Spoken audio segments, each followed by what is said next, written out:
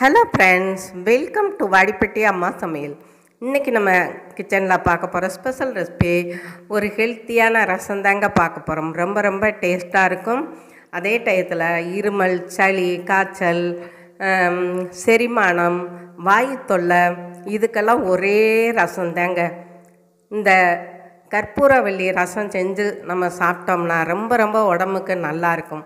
வாங்க பார்க்கலாம். அதுக்கு முன்னாடி இன்றைய பிறந்தநாள் மற்றும் திருமண நாள் காணும் அனைவருக்கும் வாடிப்பட்டி அம்மாவின் இனிய நல்வாழ்த்துக்கள். ஸ்கிப் பண்ணாமல் பாருங்கள் ஃப்ரெண்ட்ஸ். இப்போ ஒரு நெல்லிக்காய் சைஸுக்கு புளி ஊற போட்டிருக்கேன்.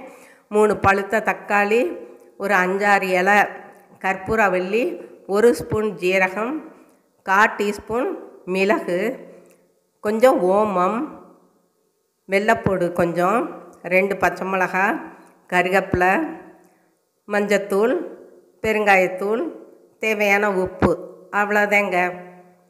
இப்போ இங்கே பாருங்கள், இது தாங்க ஓமவல்லி இலை. நான் கழுவி வச்சுருக்கேன். நல்லா தடிமனாக இருக்கும். அந்த ஓமவல்லி செடியிலேருந்து நம்ம ஓமவல்லியை பறிக்கும் போதே ஜம்முன்னு வாசம் வரும். இப்போ ஒரு இடிக்கல்லில் 1/4 டீஸ்பூன் மிளகு, 1 ஸ்பூன் ஜீரகம், 1/4 டீஸ்பூன் ஓமம் போட்டு இடிச்சுக்கலாம். ஏன் நான் 1/4 டீஸ்பூன் மிளகு போட்டிருக்கேன்னா, இந்த கற்பூரவள்ளியும் கொஞ்சம் காட்டமாக இருக்கும். அதனால நான் மிளகை குறைச்சிட்டேன். 2 பச்சை மிளகாய், வெள்ளைப்பூடு, கொஞ்சம் கருவேப்பிலை, அதையும் சேர்த்து நல்லா தட்டி எடுத்துக்கலாம். இந்த மாதிரி நீங்கள் இடிகல்லில் வச்சு நீங்கள் செஞ்சு பார்த்தீங்கன்னா அந்த ரசம் சூப்பராக இருக்கும். இப்போ ஓமவல்லி இலையை நல்லா இதில் சேர்த்துக்கலாம். சேர்த்துட்டு அதையும் நம்ம இடித்து எடுத்துக்கலாம். நல்லா அந்த சாரெல்லாம் இறங்கியிருக்கு. மிக்சியில் நீங்கள் போட வேணாம், இப்படி இடித்தே நீங்கள் செஞ்சு பாருங்கள். இப்போ அதை ஒரு பவுலில் நம்ம எடுத்துக்கலாம். பாருங்கள், நல்லா இடித்தாச்சு, குறப்பாக இருக்குது. மிக்சியில் போட்டால் ரொம்ப நைஸாயிரும். இந்த மாதிரி நம்ம அந்த சாறு கருவேப்பிலையெல்லாம் தட்டி எடுத்துக்கிடுவோம். இப்போ நம்ம ஒரு பவுலில் சேர்த்துக்கிட்டோம். இப்போ வேறொரு பவுலில் நம்ம புளியை கரைச்சி எடுத்து வச்சுக்கலாம்.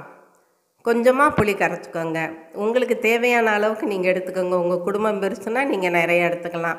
இந்த ரசத்தை மறுநாள் கூட நீங்கள் வச்சு சாப்பிடுங்க, சூப்பராக இருக்குங்க. பிடிக்காத குழந்த கூட இந்த ரசத்தை வச்சிங்கன்னா எனக்கு வேணும்னு சாப்பிடுவாங்க. இப்போ இதையும் கரைச்சி வச்சுட்டோம். அதுலேயே இந்த தக்காளியை போட்டுக்கலாம். தக்காளியை மிக்சியில் போட்டு அரைச்செல்லாம் நம்ம சேர்த்தோம்னா அது எப்படித்தான் நம்ம மையாக அரைச்சாலும் குழம்பு மாதிரி இருக்குங்க. அதனால நம்ம நல்லா கையில் பிணைஞ்சு எடுத்துக்கிறணும். அப்போத்தே முத்து போல் இருக்கும் ரசம். பாருங்கள், இந்த மாதிரி நல்லா அந்த தக்காளியை கையாலேயே கடைஞ்சி எடுத்துக்கிடுவோம்.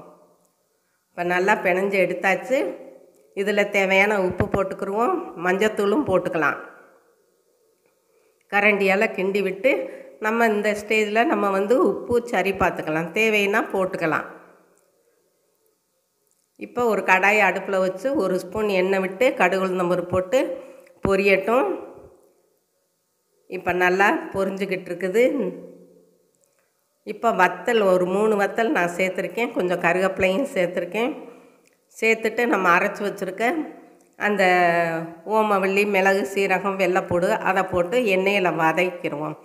அந்த இதை நம்ம போடும்போதையே வாசம் அவ்வளோ ஜம்முன்னு அடிக்குதுங்க. அவ்வளோ வாசமாக இருக்கும் இந்த ரசம். இப்போ நல்லா வதக்கி விட்டுட்டோம். இப்போ நம்ம புளி கரைச்சி வச்சுருக்கோம் இல்லையா, தக்காளியெல்லாம் அதையும் நம்ம சேர்த்துக்கலாம்.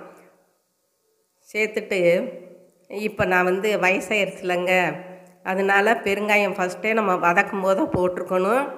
ஆனால் நான் மறந்துட்டேன். ஆனால் எடுத்தெல்லாம் வச்சேன், மறந்துட்டேன். இப்போ நான் சேர்த்துக்கிட்டேன். ஒரு முறை கட்டணுங்க, கொதிக்க விடக்கூடாது. லைட்டாக அப்படி முறை நல்லா கட்டி கொதிக்கிற ஸ்டேஜில் நம்ம இந்த ஓமவல்லி எல்லாம் கொஞ்சம் எடுத்து வச்சுருந்தேன், அதையும் கிள்ளி போட்டுக்கலாம். கிள்ளி போட்டுட்டு அடுப்பை ஆஃப் பண்ணிடணும். ஆஃப் பண்ணிவிட்டு மூடி போட்டு மூடி வச்சிட்டோம்னா நல்லா ஜம்முன்னு இருக்கும். நம்ம வேணுங்கிறப்ப எடுத்து நம்ம சாதத்தில் போட்டு சாப்பிட்டுக்கலாம். அவ்வளோதாங்க, நம்மளோட ஓமவல்லி ரசம் ஜம்முன்னு ரெடி ஆயிடுச்சு.